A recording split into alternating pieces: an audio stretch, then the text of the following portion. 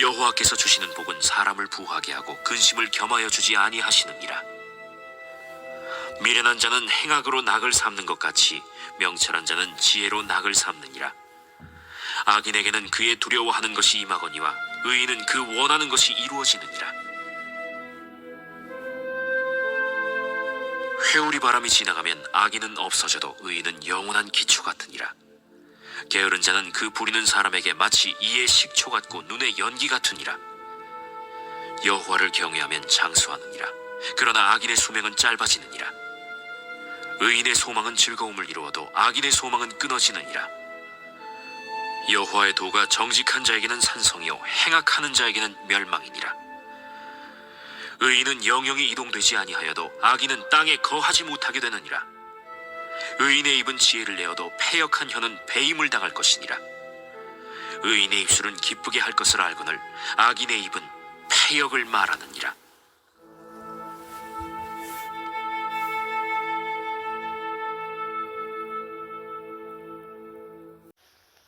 어제는 지혜로운 말이라는 주제에 관해 살펴봤습니다. 사람들은 어떻게 지혜로운 말을 할까, 어떤 지혜로운 말을 할까 우선 고민을 하겠지만 어제 본문을 통해서 생각해 보게 된 것은 말을 하지 않거나 말을 아끼는 것이 지혜로움이 될 수 있다는 것을 깨닫게 되었습니다. 말로 다른 사람에게 유익을 주기도 하지만 말을 하지 않음으로써 다른 사람에게 유익을 줄 수도 있다는 것이죠. 오늘 본문에서도 솔로몬은 의인과 악인의 삶을 대조해가면서 잠언의 말씀을 하고 있습니다. 오늘 본문은 말 그대로 잠언 모음집입니다. 특정한 주제로 묶이기보다는 다양한 주제를 다루고 있죠.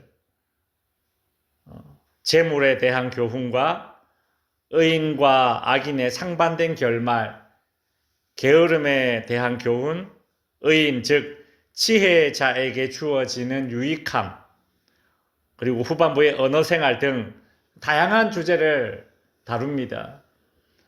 오늘은 전반부에 있는 재물에 대한 교훈과 이와 관련된 의인과 악인의 상반된 결말을 그 주제만 한번 다뤄보도록 하겠습니다. 먼저 22절에 보시면 여호와께서 주시는 복은 사람을 부하게 하고 근심을 겸하여 주지 아니하시느니라. 이 구절은 두 가지로 해석이 가능합니다. 첫째는 그냥 단순 명료하게 이런 말이 됩니다. 하나님께 복을 받아야 부자가 된다. 애쓴다고 될 일이 아니다. 이렇게 단순하게 해석할 수 있습니다. 사람들이 부하게 되려고 애쓰며 산다. 그러나 수고는 사람이 하지만 수고의 열매를 거두게 하시는 분은 하나님이십니다.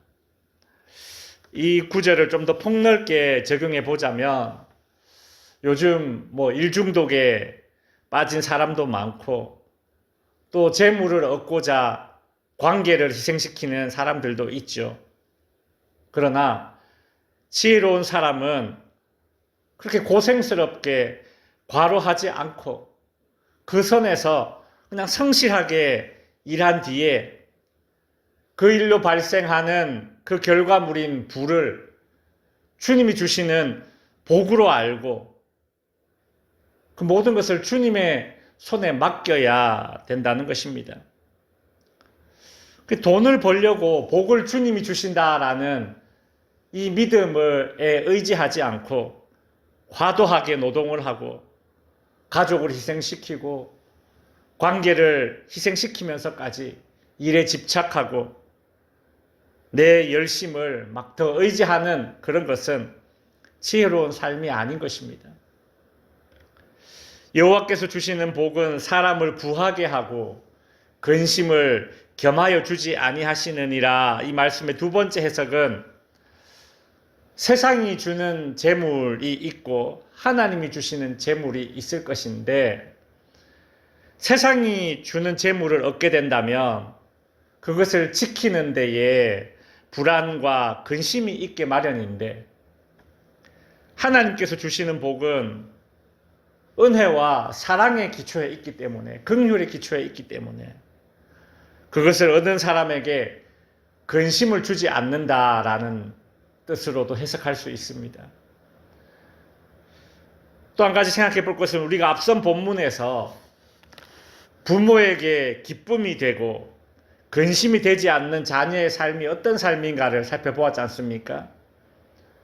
자녀가 게으르지 않고 정직한 방법으로 수입을 얻어야 그것이 부모에게 기쁨이 되지, 그렇지 않으면 근심이 된다. 우리가 그 말씀을 앞에서 살펴보았는데요. 부모에게 근심이 되는 정직하지 못한, 깨끗하지 못한 수입은 하나님께서 주시는 복의 결과가 아니기 때문에 그것을 얻는다 해도 그것이 부모에게도 근심이 되고, 뿐만 아니라 이제 더 나아가 자기 자신에게도 그것이 근심거리가 되는 것입니다.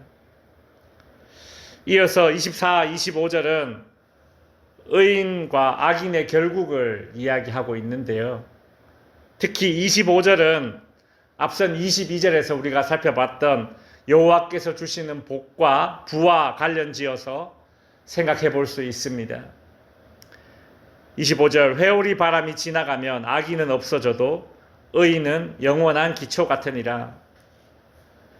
옛날에 정미소에 가면 그 벽 껍질 벗기고 그 정미소 뒤에 이렇게 잔뜩 쌓여 있습니다. 우리는 어릴 때 그걸 이제 나락 이렇게 불렀는데, 나락 껍질, 표준어로는 겨라고 하더라고요.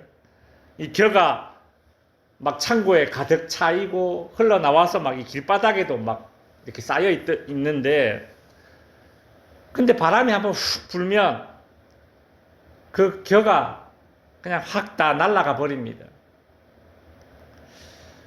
그래서 다윗은 시편 4편에서 의인과 악인의 삶을 비교하면서 의인은 시냇가에 심은 나무로 비유를 하고, 악인의 삶은 그 결국은 바람에 나는 겨와 같도다, 이렇게 표현했죠. 오늘 본문 25절과 매우 유사하죠. 회오리 바람이 지나가면 악인은 없어져도 의인은 영원한 기초 같으니라.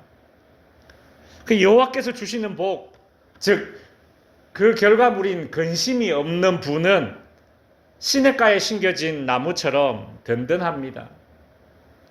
그러나 악인이 거둔 부는 회오리 바람이 불면 다 날아가 버리는 겨와 같습니다. 하루아침에 아무것도 아닌 것이 되니 이것이 허무합니다. 그래서 악인은 자신이 가지고 있는 부 때문에 불안해합니다. 악인은 하나님을 믿지 않기에 그 불안함의 원인을 명확하게 모르지만 자신이 가진 부가 바람에 날려가는 겨처럼 아무것도 아닌 것이 될 수 있다는 그런 불안감을 본능적으로 가지고 있는 거죠. 이제 말씀을 정리하겠습니다. 우리가 가진 소유가 우리를 근심과 불안하게 하지 않아야 되고, 또는 우리가 가진 소유가 나를 들뜨거나 교만하지 않게 되도록 해야 합니다. 내가 가진 것이 내 마음의 평안을 잃도록 해서 되겠습니까? 내가 가진 것이 나로 하여금 하나님과 더 거리를 두거나 세상과 더 가까워지도록 해서 되겠습니까? 부유함 자체보다 하나님께서 복을 주신다라는 그 믿음에 우리가 집중하고, 거기에 더 그 하나님이 주시는 복을 더 사모해야 합니다. 부지런함에 더해진 정직하고 깨끗한 수입에 하나님은 반드시 복을 주십니다. 왜요? 근심이 없는 부이기 때문에 그렇습니다. 솔로몬의 일천번제와 솔로몬의 삶이 우리에게 주는 명백한 교훈이 바로 그것입니다. 하나님께서 주시는 분은 평안과 함께 온다라는 것이죠. 기도하겠습니다. 하늘에 계신 우리